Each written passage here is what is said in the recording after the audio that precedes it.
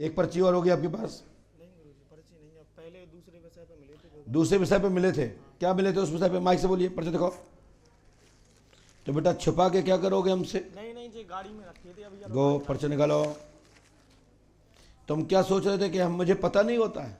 नहीं गुरुजी, पता है आपको। ये पर्चा अभी तक 4 बनवा चुके हैं और ये घोड़े सुन रहे थे। अभी मैंने कहा था कि जो पहले मिल चुके हो ऐसे लोगों के बार बार नंबर इसलिए नहीं आना चाहिए क्योंकि विषय बार बार एक ही होता है। नहीं गुरुजी, ये दूसरा विषय था, दूसरा, पिछला वाला नहीं है कोई इनमें। पकड़िए, लेकिन हमने स्वीकार किया है तो बोलिए क्या विषय है?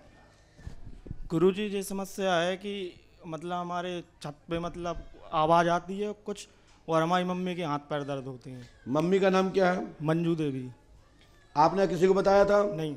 मम्मी कहाँ है? वो बैठी हैं। हमने लिखा मंजू देवी के पैर का दर्द आज दिनांक से इसी समय से पैर का दर्द ठीक होगा। आशीर्वाद है।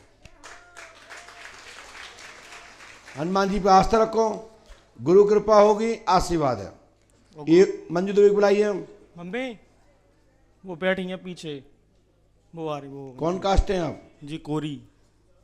पैर का दर्द कब से है? जी पैर नहीं, उनके कंधे मतलब भारी भारी से हो जाते हैं। हाँ लास्ट बार आपसे फरवरी में मिले थे। हाँ 9 फरवरी को मिले थे पहली बार जी। तो वो सब समस्या ठीक हो गई। बस फिर मम्मी के हाथ पैर दर्द होते हैं, वो आवाज़ आती है छत पे बस। आवाज ठीक आज से ही। इसके लिए आपको बढ़ा जाना है कल। हाँ। और करना क्या है? जाके बढ़ा जाना है कल सुबह, ठीक है? हाँ। करना क्या है?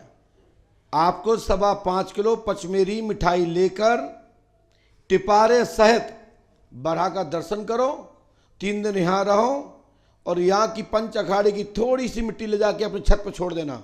दम दम होना बंद। ठीक है गुरुजी। और बाहरी शक्ति के लिए अखाड़ा वहीं छत पे ही बन जाएगा। तुम्हें धम धम सुनाई नहीं देगी, बाहर की शक्तियां बार बार दम दम मचा के चली जाएंगी। ठीक है? जाओ माओ, आशीर्वाद है। जब मंत्र करो 108 बार, चकाचक होगा, गुरु कृपा होगी, आशीर्वाद है। ठीक है गुरुजी। बोलिए, माइक से बोलिए जो बोलना है। हाँ। माइक से बोलिए। हमने 2 बार ऐसा किया है। अभी हमने मतलब 2 बार अर्जी लगाई है, जो आपका बड़ा का जो ट्रस्ट है ना, उसमें हमने 2 बार 51 रुपये जब भी हम डालते हैं यहाँ से, हर बार हमारा नंबर आता है। अभी हमने डाला, अभी तत्काल नंबर आ गया। ये देख लीजिए आप। भैया जो काय को स्कीम बता दी तुमने लोगों को। नहीं ऐसा हमारे साथ हुआ है ना। लास्ट बार ऐसा ही हुआ था, इस बार भी ऐसा हुआ। देखिए वही लास्ट बार भी ऐसा ही हुआ। देखो ये कह रहा है कि मैंने अभी अभी बैठ के ही डाला दान। बोले अभी नंबर आ गया, अगली बार जैसा डालो हाल बना। ट्रिक अपने पकड़ ली है। ले भैया तुम्हारी जय हो। एक से एक अनुभवी लोग हैं। पंडोकर धाम की एक व्यवस्था है कि वही पेशी है, वही अर्जी है, वही टोकन है और आने जाने की ये निश्चित है कि टोकन कटा है तो नंबर तो आएगा, चाहे वो 1 पैसे का हो चाहे 10 पैसे का हो। नहीं बताओ, ना आया हो किसी का नंबर तो हमसे बताओ, चाहे उसने 10 साल पहले पर्ची क्यों ना कटाई हो, लेकिन वो ये नहीं कह सकता कि हमने पर्ची कटवाई मेरा नंबर नहीं आया। लाखों लाखों लोग पंडोकर धाम से खुश और प्रसन्न, और सबके पास पंडोकर धाम का एक हस्तलिखित पर्चा होता है। उस पर्चे में संक्षिप्त आपकी जानकारी होती है, समाधान की दिशा होती है। लोग कहते हैं कि गुरुजी पर्चा तो लिख दिया लेकिन समाधान, तो समाधान यहाँ का है विधान। जो पर्चे में लिखा होता है कि 3 रामायण, 3 दिन का हवन, 3 नारियल बंधन। आजकल तो कई बाबाओं ने जगह जगह 3 नारियल बंधन और रामायण चालू कर दी, क्योंकि उन्हें पता है कि पंडोकर सरकार लिखते हैं तो हम लिखे।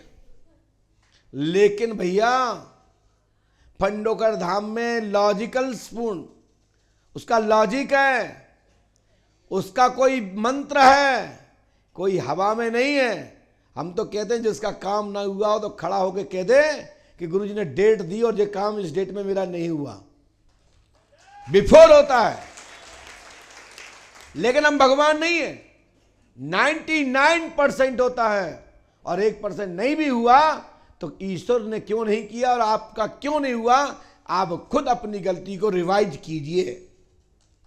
अपने की गई विधान को, आपको जो बताया गया विधान, आप उसको एक बार अपना रिपीट जाइए और देखिए कि आपकी गलती कहां रही, कहां से चूक हुई, आपको पता लग जाएगा।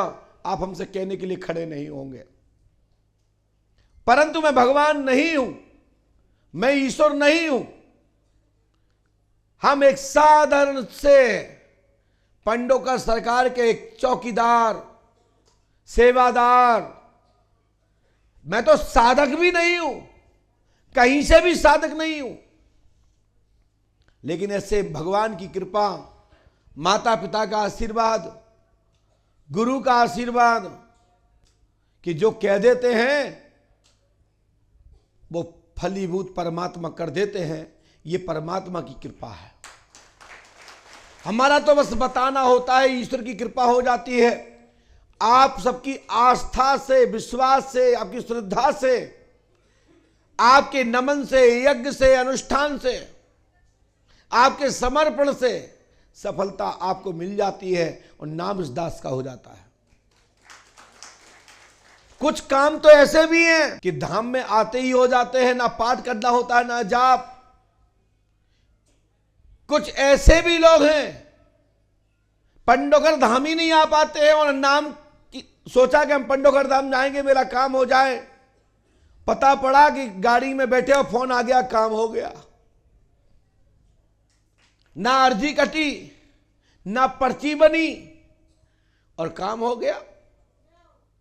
कुछ ऐसे भी हैं जो पंडोकर सरकार को गाली देते, उनके भी काम हो जाते हैं। सही कह रहा हूं, बुरा मत मानना। और ऐसा नहीं होता तो आप देखिए कि जो ईश्वर को नहीं मानते वो हमसे, आपसे बहुत अच्छे हैं, बहुत ऊंचे बैठे हैं। फिर बगल वाला जो साधक होता है, ईश्वरवादी होता है, उसको कष्ट होता है कि इतना बड़ा पापी या दुष्ट कितना फल फूल रहा है, कितनी ऊंचाइयों पर जा रहा है, और हम दिन में 10 बार परमात्मा का नाम लेते हैं और ईश्वर मेरा ही बुरा करता जा रहा है और इसका तो कुछ भी नहीं होता। फिर वो रोता है। लेकिन मैं आपसे कह दूं, ऐसा मत करना। जब उसका होता है ना तो वो किसी से कहने लायक नहीं रहता। आप तो कहने लायक भी होते हो परमात्मा से कि परमात्मा मेरी क्यों नहीं सुनता।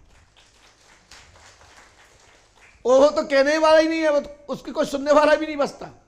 आप तो कह लेते, लेकिन वो कह ही नहीं पाता क्योंकि वो खुश रहता है। और जब होता है ना तो एकदम धमाका सा होता है, ऊपर से नीचे तक बेलडोजर चल जाता है।